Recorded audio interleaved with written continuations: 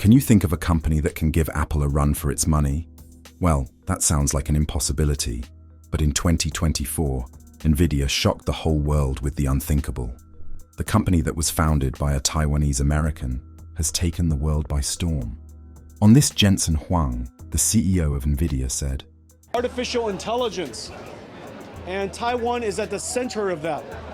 And so today, I came to enjoy a nice dinner at one of my favorite restaurants with my friends and CEOs in Taiwan, and also to prepare ourselves for this new age of technology expansion that will be very good for Taiwan, because Taiwan is at the center of it. Always investing in Taiwan. This is one of our most important countries. And of course, this is the beginning of our company's business, because we build our wafers here, build our systems here, and we also have partners that we go to market with here." AI chips and AI servers are two industries that could sustain Taiwan's economy for another 50 years. As our GDP grows, it's becoming clear that there is no shortage of foreign investment in Taiwan. As for China's military exercises, I think there is no need to be concerned. The Minister of Economic Affairs says AI chips and servers could keep Taiwan's economy running for half a century. He adds that the industry need not just rely on TSMC, but on a group of tech firms that can act as a shield for Taiwan.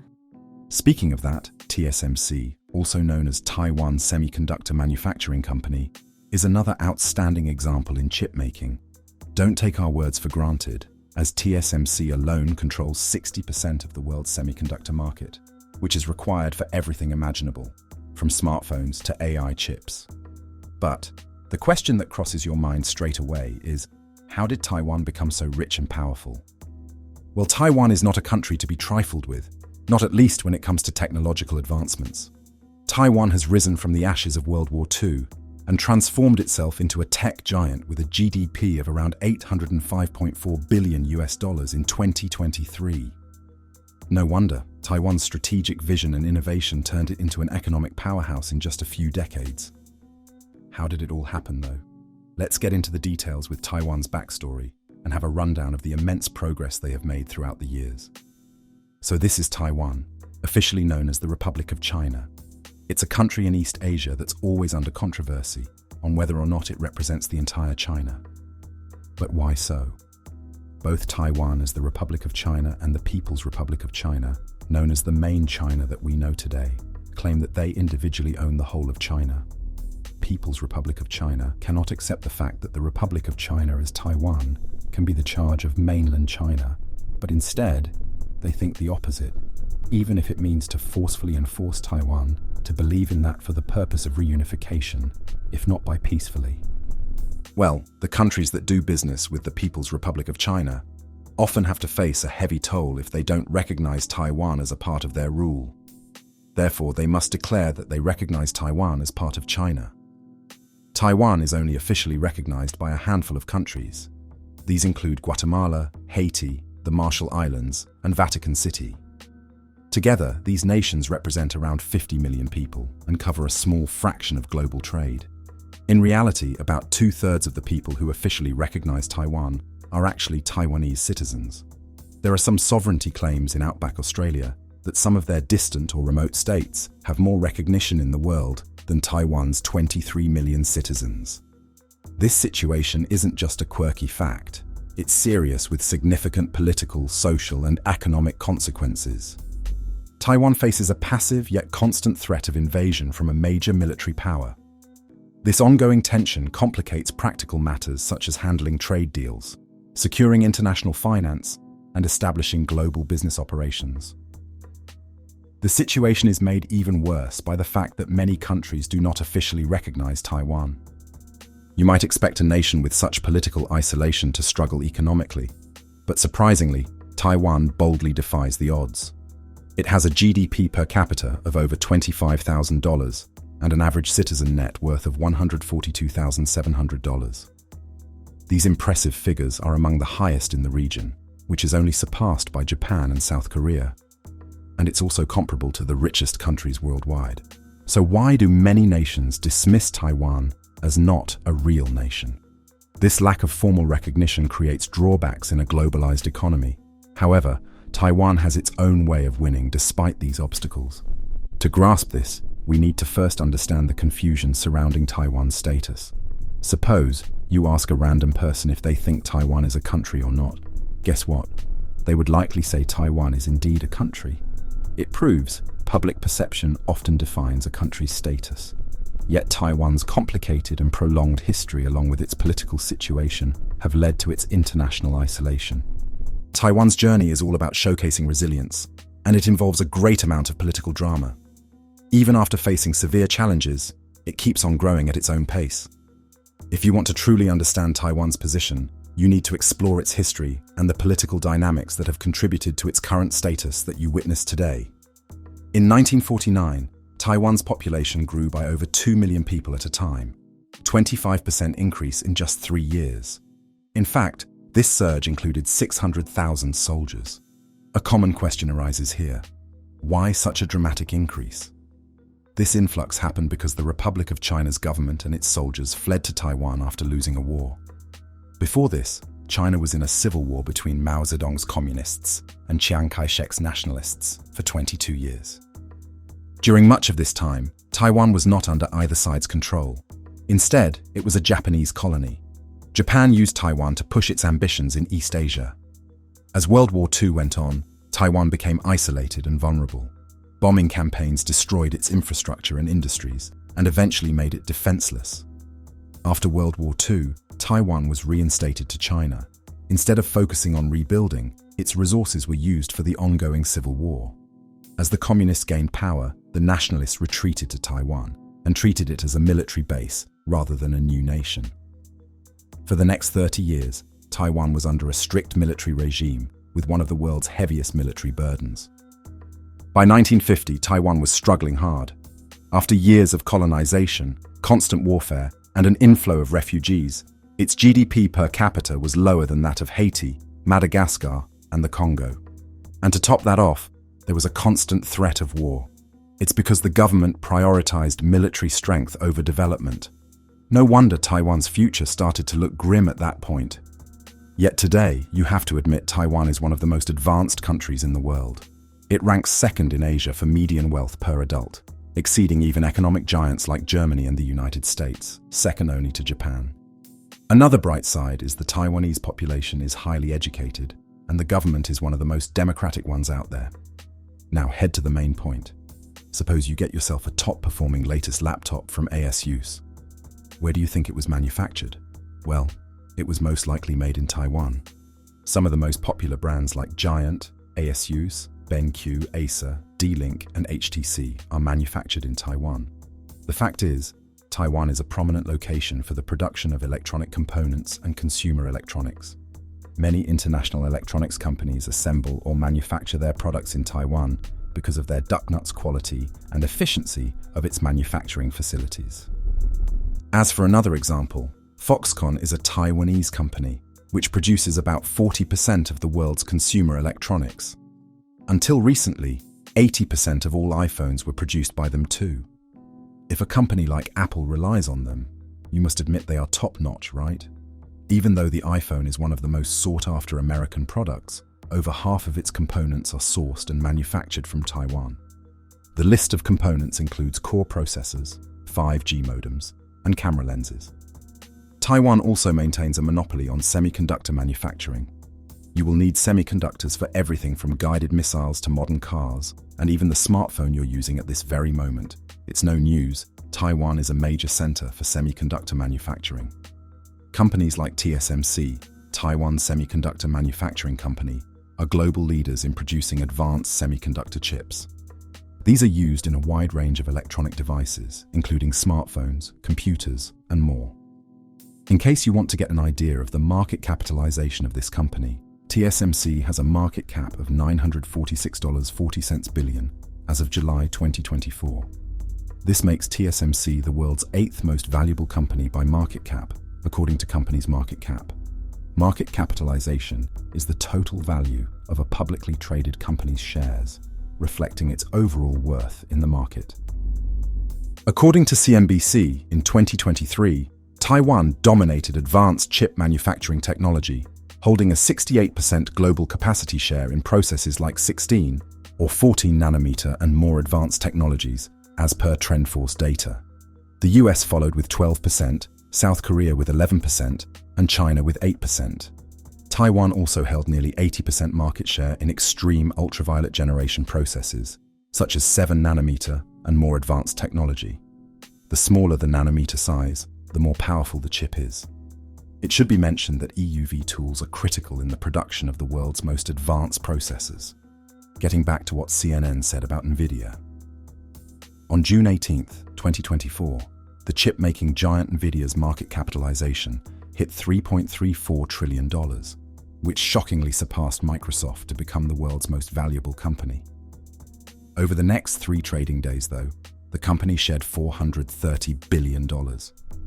Despite the rally in NVIDIA's shares, NVIDIA's market cap now stands at $3.10 trillion.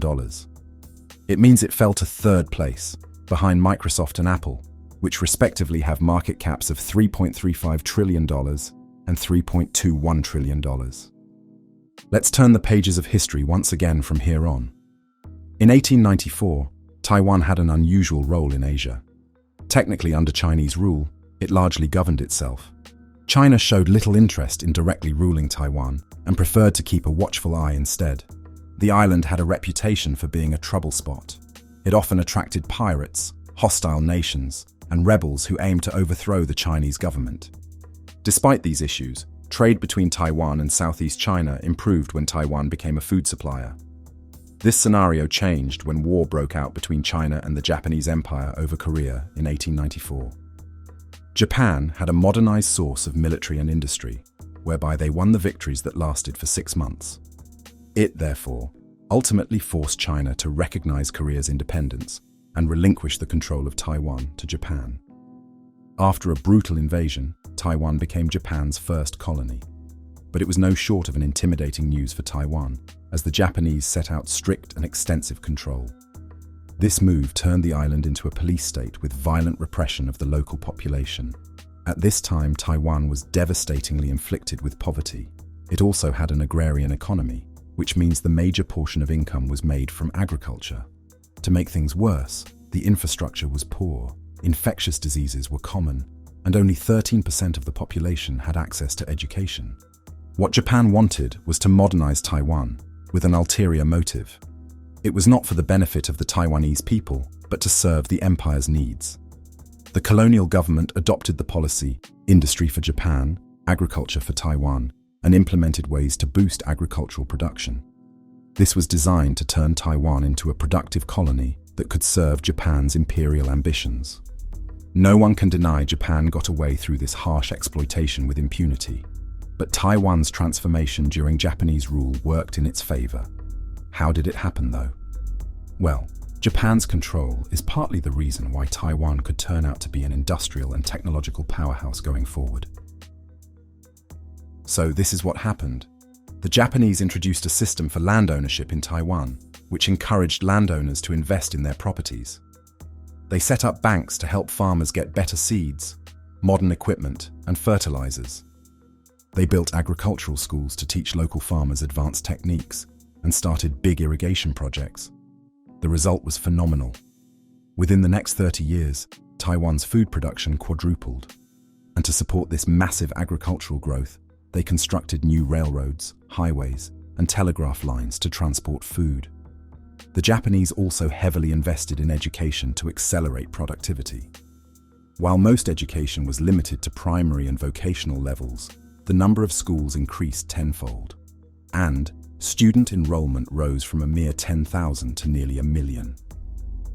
In 30 years, Taiwan became exactly what the Japanese wanted, a fertile food supplier for Japan's industrialization. By the early 1930s, the global situation worsened. Japan began to expand while confronting an economic recession and a more militaristic stance. Taiwan was chosen as a new base for military production because of its strategic location, modern infrastructure, and educated workforce. A part of this was the hydroelectric power plant near Sun Moon Lake. This plant became one of the largest in Asia after it was completed in 1934 at great cost. The low-cost energy from the hydroelectric power plant near Sun Moon Lake enhanced the growth of Taiwan's metal, cement, shipbuilding, fertilizer, and chemical industries. Sadly, as Taiwan's industrialization turned into worldwide fame and recognition, World War II came as a severe setback. As a result of the US air raids, Taiwan's cities, infrastructure, and industrial areas were all obliterated into ashes. By the end of the war, 40% of Taiwan's railroads, 3 out of the 4 power plants, and most major factories were set ablaze. When Japan finally surrendered, Taiwan was returned to the Republic of China in October 1945. But in 1947, a Taiwanese widow was violently confronted by a tobacco monopoly enforcement team for selling smuggled cigarettes. Their harsh treatment gave rise to a public outcry that quickly escalated into an island-wide anti-government uprising. The new government was led by the KMT political party. It brutally suppressed the uprising and executed suspected supporters, including professionals and politicians. This tragic event, known as the February 28th incident, resulted in almost 28,000 deaths. This was not just a spontaneous revolt, but the beginning of growing tension between the Taiwanese and their new leaders. Although the Chinese authorities were initially welcomed as liberators, they revealed their repressive and corrupt nature soon afterward. In fact, they labeled the Taiwanese as traitors needing re-education while taking control of Taiwan's society and industrial sectors. The situation deteriorated further after the Chinese Civil War, when the government looted Taiwanese resources to support their fight against the communists. The influx of 2 million Chinese refugees and the mishandling of former Japanese industries led to widespread unemployment and hyperinflation in Taiwan. For reference, the price of rice skyrocketed by 400 times within 2 years. Amidst the failing war effort and the February 28th incident, the government cracked down harder on the population. As a result, martial law was declared, which was the beginning of a 4-decade period known as the White Terror. During this era, political activities such as protests, strikes, and assemblies were strictly banned. The situation became so severe that simply being suspected of communist sympathies, anti-government activism, or expressing disagreement could result in execution. Now, to tackle all the situations then and now, the government set 2 primary objectives. One was to curb the ongoing economic crisis, and the second was to transform the island to be economically strong to withstand a blockade. While fleeing the mainland, KMT managed to smuggle nearly all of China's gold reserves, worth about $200 million. After establishing the new Taiwan dollar, the government used these reserves to stabilize inflation and support their large-standing military. Over the next 15 years, the KMT received more than $3.9 billion in aid to pursue their next objective. Also, the government implemented land reforms to achieve agricultural self-sufficiency. These reforms created a legal framework for land ownership to motivate landowners to invest in their properties. New banks were established to provide farmers with access to better seeds, modern equipment, and fertilizers. Also, agricultural schools were built to teach advanced farming techniques, while large-scale irrigation projects were undertaken. And that is how, within 30 years, Taiwan's food production had increased 4-fold. In Taiwan, a mentionable issue was that just 10% of landowners controlled 60% of the arable land. These landowners exploited their power in full force. They raised the rents so high that tenant farmers could barely grow enough to feed themselves. The government tackled this by first capping rents at 37.5% of the annual crop yields. They sold small plots of public land to 100,000 families at lower rates. In 1953, the government seized excess land from landowners who held more than 3 hectares and sold it to tenants for almost nothing. This move effectively transferred 13% of Taiwan's GDP from the richest to the poorest. As a result, farmers saw their income amounts triple. As they owned the land, they were motivated to invest in better irrigation, mechanized equipment, and more fertilizers. Surprisingly, the value of agricultural output doubled within 16 years. Taiwan achieved food self-sufficiency and became a leading exporter of agricultural goods. As the farmers' incomes rose, the government was able to do 2 things simultaneously. They generate revenue by selling fertilizer at higher than market prices, alongside buying rice at lower than market prices. With such additional resources in hand, the government contemplated industrial development. Keeping reindustrialization and limited currency reserves in mind, replacing imported goods with locally manufactured substitutes became possible. On the other side, the cost of importing most goods was raised because of different restrictions, tariffs, regulations, and currency controls. This strategy created opportunities for the government to establish state-supported companies to produce industrial materials. The new private enterprises started using these materials to manufacture finished goods. How was it beneficial? Well, it reduced imports and retained national wealth within Taiwan. Initially, these measures proved successful with the rapid expansion of cement, plastics, textiles, and construction industries. But the reality was, industries struggled to find buyers for their products due to a limited consumer base with low purchasing power. Moreover, stringent exchange controls made exports unprofitable as well. By the late 1950s, economic growth stagnated, while Taiwan continued to rely on imports to support its extensive military and government operations. This resulted in a trade deficit and fueled inflation once more. Let's pause for a couple of minutes and take a look at Taiwan's current trade development. At various points in its history, the country played a crucial role as a trading hub in East Asia. During China's rule over Taiwan, significant commerce took place between the island and the mainland. During the Japanese colonial period, most of Taiwan's trade was with Japan. After World War II, Taiwan's leaders realized the island's lack of natural resources, especially fossil fuels. This meant it needed to develop strong trade relations to survive, and exports were needed to pay for necessary imports. At first, Taiwan's cheap labor made its exports competitive, and later, the export of skilled human talent became more essential. After briefly protecting local industries with import substitution policies, the government switched to boosting exports. This approach worked well by focusing on making high-quality goods and partnering effectively with foreign companies, especially smaller Taiwanese firms. Today, Taiwan's main exports include electronics, basic metals, metal products, plastics, rubber, chemicals, and machinery. As you can see from the charts, Taiwan's major export trading partners are Hong Kong, the United States, Japan, Singapore, South Korea, Malaysia, and Germany. Taiwan also imports electrical machinery, appliances, mineral fuels, mineral products, and chemicals, primarily from Japan, the United States, South Korea, Malaysia, Australia, Germany, and the Netherlands.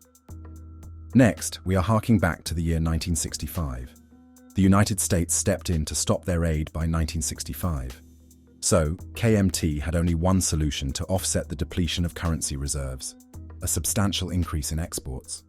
Looking back a bit more, in 1958, a reform was in order for Taiwan. The government unified and devalued exchange rates. This made imports more expensive, but enhanced the competitiveness of Taiwan's exports. Since export tariffs were also dismantled, companies that sold goods abroad received incentives such as income tax breaks and low-interest loans.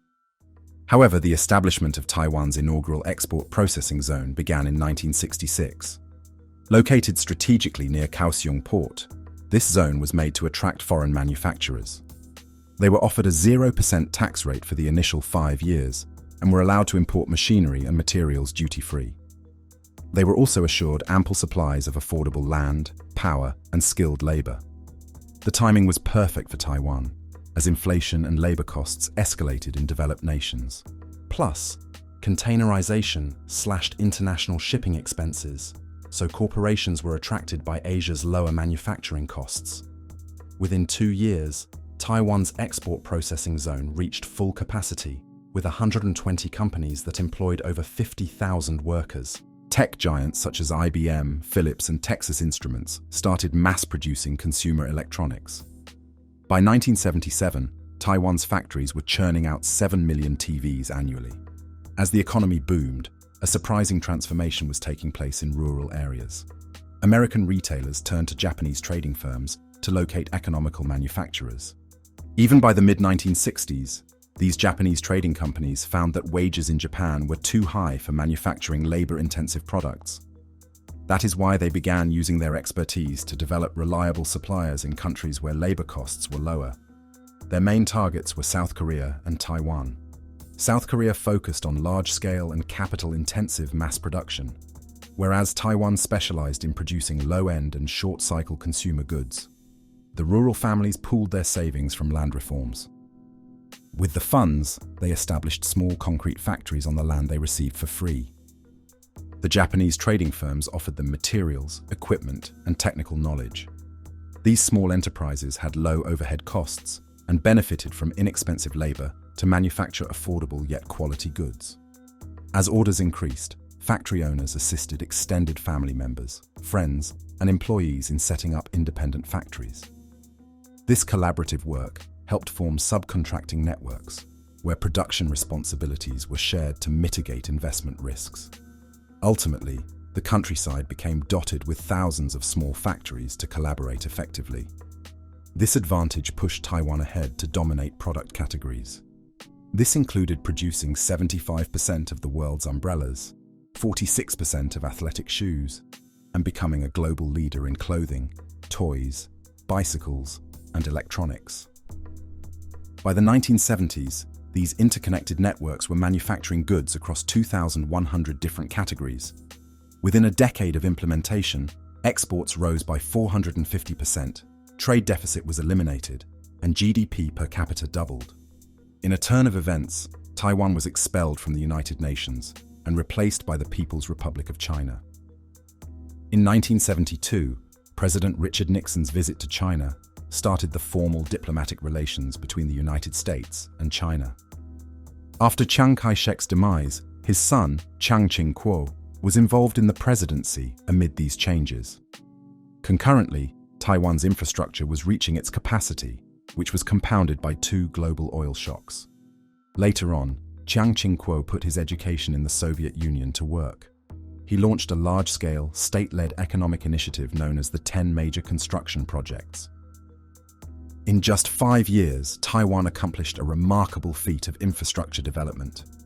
The list had an airport, an inaugural freeway, and its first nuclear power plant. In addition to that, 2 new ports and railway lines were laid, alongside the establishment of a petrochemical refinery, steel plant, and shipyard. Also, the government began developing high-tech industries to maintain a competitive edge. This strategy began with doubling the educational expenditures, particularly in higher education. In 1973, the Industrial Technology Research Institute, ITRI, was established to stimulate new technologies and transfer them to private enterprises.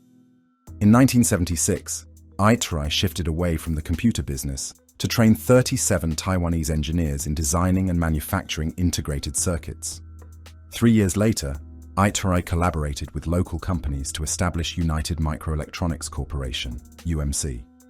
Later in 1987, ITRI partnered with Philips to establish the world's first semiconductor foundry. And that is when the production of custom semiconductors began. It's no news how this partnership led to founding Taiwan Semiconductor Manufacturing Company, TSMC, which became a global leader in semiconductor production. Taiwan's semiconductor industry eventually claimed 60% of global market share and 90% for the most advanced chip technologies. And if you look at a recent scenario, TSMC had an annual revenue of a whopping $70.599 billion in 2023. The Taiwanese government put so much effort manufacturing networks that by the 1980s, it had surpassed foreign electronics firms in the export processing zones. With the advent of personal computers, laptops, MP3 players, and smartphones, Taiwan's networks turned out to be global leaders in consumer electronics manufacturing. By the 1980s, Taiwan's economy had grown 6-fold in 2 decades. Their plus point was being a top global manufacturer of both affordable and high-tech products. Today, the development is also visible in Taiwan's population. For instance, once impoverished tenant farmers can now enjoy prosperity, or even afford cars and send their children to universities. Another mentionable event on September 22, 1985, was the Plaza Accord. Signed by Germany, France, the UK, Japan, and the US, this accord redressed the US trade deficit by devaluing the US dollar against other currencies. Taiwan did not initially sign the accord, but they reluctantly complied in 1987 under US pressure. Within 2 years, the new Taiwan dollar was appreciated by 50%. Taiwan suddenly had excess liquidity, but diminishing profitability. The rise in currency value triggered stock prices by 12-fold and quadrupled property values. However, the bursting of the bubble in 1990 proved catastrophic for many manufacturers. They struggled to turn a profit at that point. Faced with limited options, businesses either had to close permanently, upgrade to higher-end products, or move operations to countries with lower labor costs. This became a viable option as Taiwan began to transition away from its authoritarian regime. Chiang Ching-kuo gradually eased political restrictions and began steps towards democratization to restore international recognition. By 1986, the first opposition party was allowed. In 1987, martial law was finally lifted after almost 40 years of enforcement. This allowed Taiwanese entrepreneurs to freely travel and invest outside Taiwan, particularly in labor-intensive manufacturing. Among potential destinations, China came as the most attractive yet daunting prospect. Under Deng Xiaoping's economic reforms, China courted Taiwanese firms with incentives such as tax breaks, affordable land, and strong infrastructure. These were actually reminiscent of Taiwan's own strategies in the 1960s. Between 1987 and 1992, nearly all major labor-intensive industries began relocating to China. By 1991, Taiwanese companies had set up 4,000 factories in a single Chinese province, and these factories provided employment to over 2 million people. This shift was responsible for China's explosive export growth. It soared by an astonishing 2,812% by 2007. Surprisingly, a substantial portion of these exports originated from Taiwanese-owned factories as well. In 2005, 7 of the top 10 exporting companies in China were under Taiwanese ownership. For example, you might guess your phone was made in China, as this is written in most electronic devices these days. But you'll be surprised if you open the back of your smartphone and check the trademark. It will most likely or most definitely say, "Made in Taiwan." That's because Taiwanese firms played a major role in fueling China's progress as the world's manufacturing hub. However, this partnership also triggered Taiwan's economic scene. As labor-intensive industries migrated from Taiwan to China, the manufacturing jobs that supported middle-class lifestyles were reduced. While Taiwan retained its headquarters, research and development, and capital-intensive manufacturing, real wages adjusted for inflation have stood still since 2000. Meanwhile, China's economic environment has evolved. Rising labor and land costs, the reduction of tax incentives, and political tensions have prompted Taiwanese manufacturers to reconsider their operations in China. In fact, many have moved to Southeast Asia, Africa, and even back to Taiwan itself. Despite these shifts, Taiwan continues to grapple with its geopolitical reality. Historically, it has been subject to the influence of stronger neighbors. Chinese dynasties sought to subjugate it, the Japanese Empire aimed to exploit its resources, and the KMT used it strategically as a military outpost. Today, China aims to reunify with Taiwan through diplomatic means or coercion, and thus, Taiwan remains caught in a precarious geopolitical position. All things being said and done, it's evident how even after China's influence and threats, Taiwan has stood resilient with a transformation. Within just a few generations, it has come a long way from a land of struggling tenant farmers to an industrial and technological powerhouse. Despite the geopolitical challenges, Taiwan's strength lies in its industries, as well as the spirit of its people. This spirit sustains Taiwan to guide it toward a future shaped by its own aspirations, without external pressures.